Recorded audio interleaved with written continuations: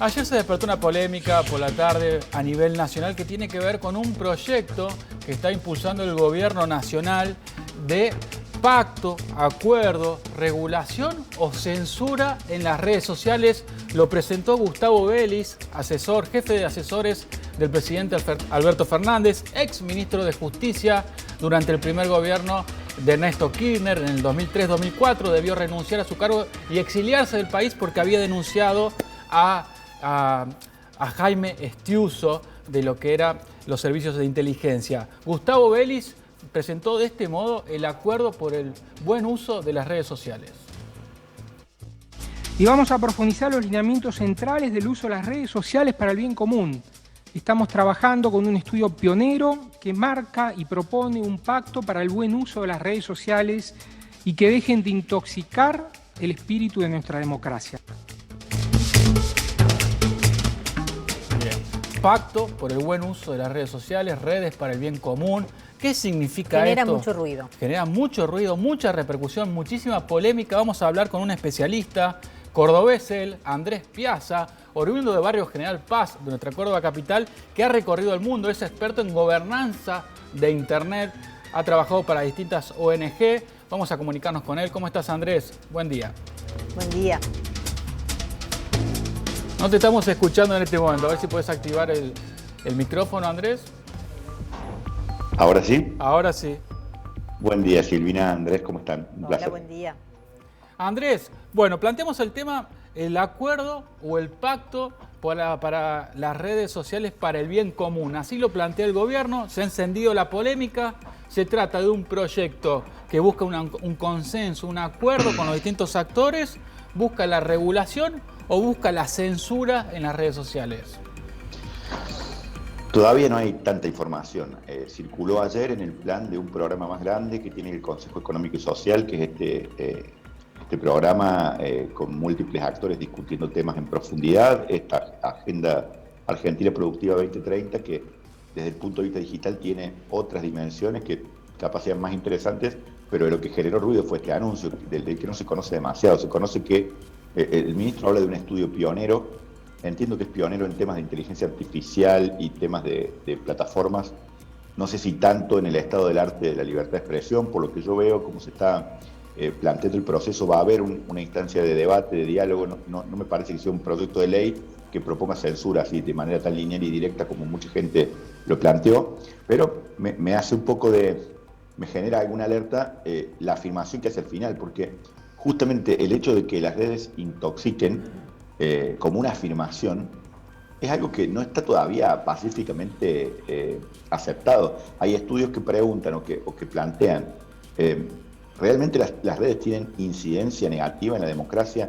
¿Realmente la desinformación, el discurso de odio y todo lo que circula impacta sobre la democracia? Y todavía ese link no está probado a nivel mundial. Se está estudiando mucho a ver si realmente eso es así para después poder proponer regulaciones y que ya, digamos, el ministro asevere que ese es un efecto cuando todavía eso está en discusión.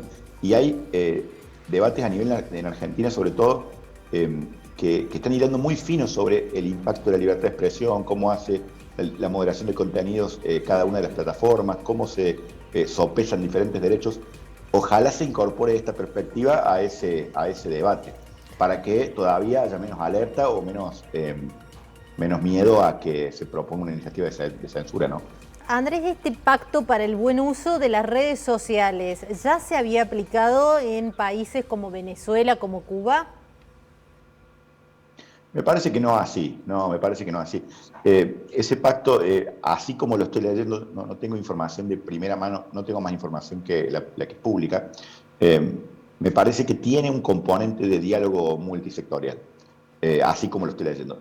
Yo no pienso que sea suficiente ese componente de diálogo multisectorial porque justamente afirmar de manera tan consistente algo que todavía está en discusión me hace ver que digamos, que no está como en el estado del arte absoluto el debate, pero no me parece que es de los proyectos más preocupantes para la libertad de expresión, para la censura gubernamental como hay en otros países.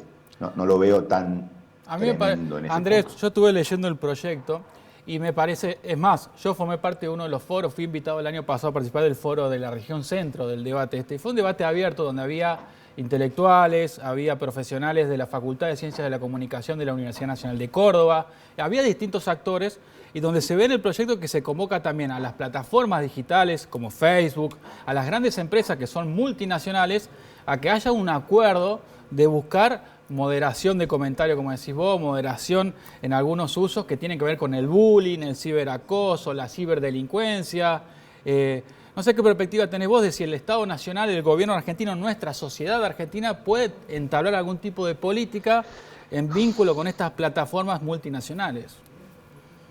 Es que eso es sumamente deseable y de la manera en la que lo describís, con ese debate participativo, mientras mejor sea ese proceso, mejor puede suceder el resultado.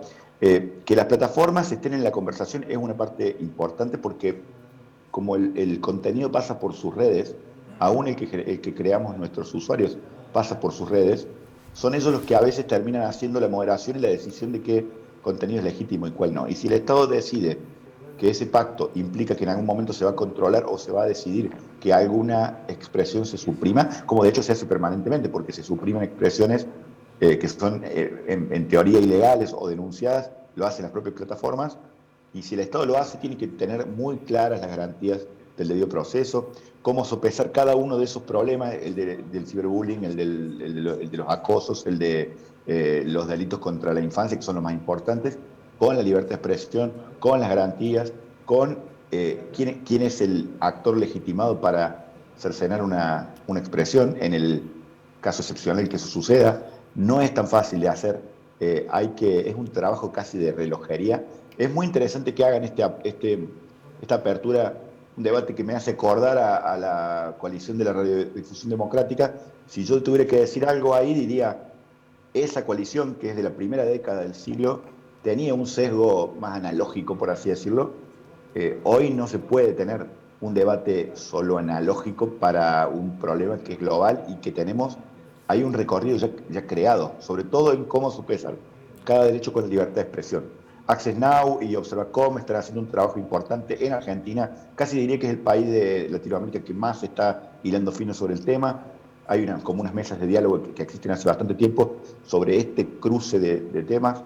Los laboratorios de inteligencia artificial son muy importantes también. Bueno, no se termina nunca ese debate. Andrés, espero que lo hagan con en mucho este cuidado. contexto global hemos vivido situaciones de censura explícita en las plataformas digitales. Por ejemplo, en países como Rusia, donde se ha prohibido Facebook, pero al mismo tiempo en Europa y también en Latinoamérica se prohíbe en YouTube y en Google canales de Rusia, como Russia Today.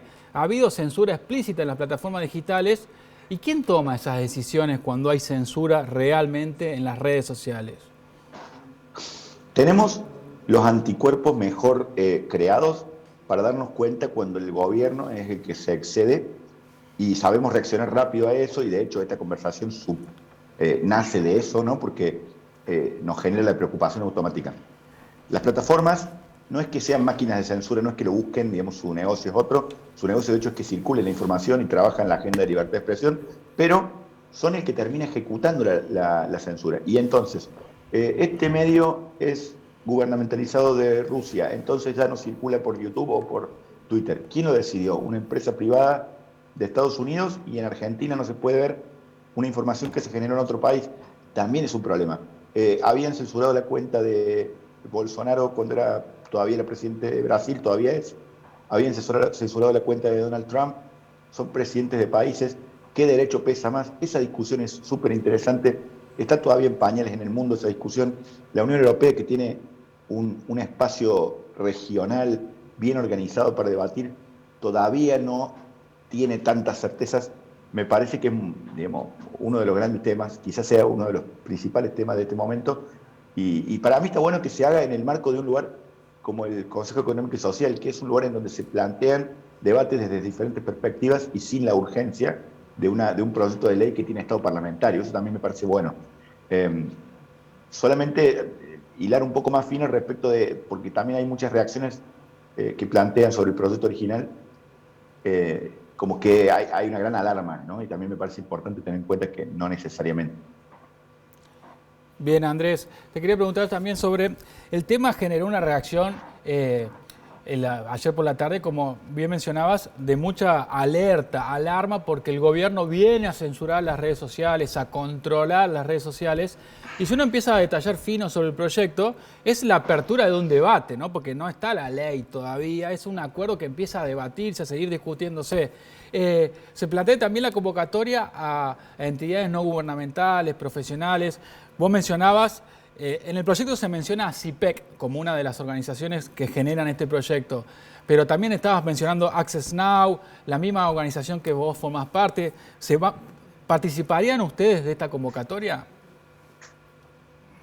Sí, sin duda, sí. La organización a la que ahora represento no es experta en ese tema específico, pero sí en diferentes debates sobre política pública, el cruce de política pública, tecnología, y más a nivel regional, más a nivel Latinoamérica. Pero de hecho, cuando te decía que Access Now y Observacom, que son dos organizaciones que están trabajando específicamente ese tema, crearon una mesa en la que si participamos, a nivel argentino, en donde están, no sé si PEC, pero está la ADC, está la Fundación Vía Libre y otras nacionales que son referentes en estos temas, u otros académicos que trabajan en este tema hace mucho. Entiendo que CIPEC este tema también lo ha trabajado, no diría que es la organización referente en temas de políticas digitales, definitivamente no lo es, pero es interesante que haya organizaciones de la sociedad civil con legitimidad, por lo menos pone un piso mínimo en donde se dice, bueno, no va a haber una censura gubernamentalizada escandalosa, seguro. Eso está bueno, Andrés, aclararlo para llevar calma, ¿no? No es que vos vas a escribir en Twitter o en Facebook, en Instagram en contra de Alberto Fernández y te van a meter preso, como así pasó en el gobierno anterior a un tuitero joven muy reconocido. Pero bueno, esa es otra historia. Andrés, te saludamos. Muchísimas gracias por esta comunicación. Como siempre, un gusto. Un abrazo.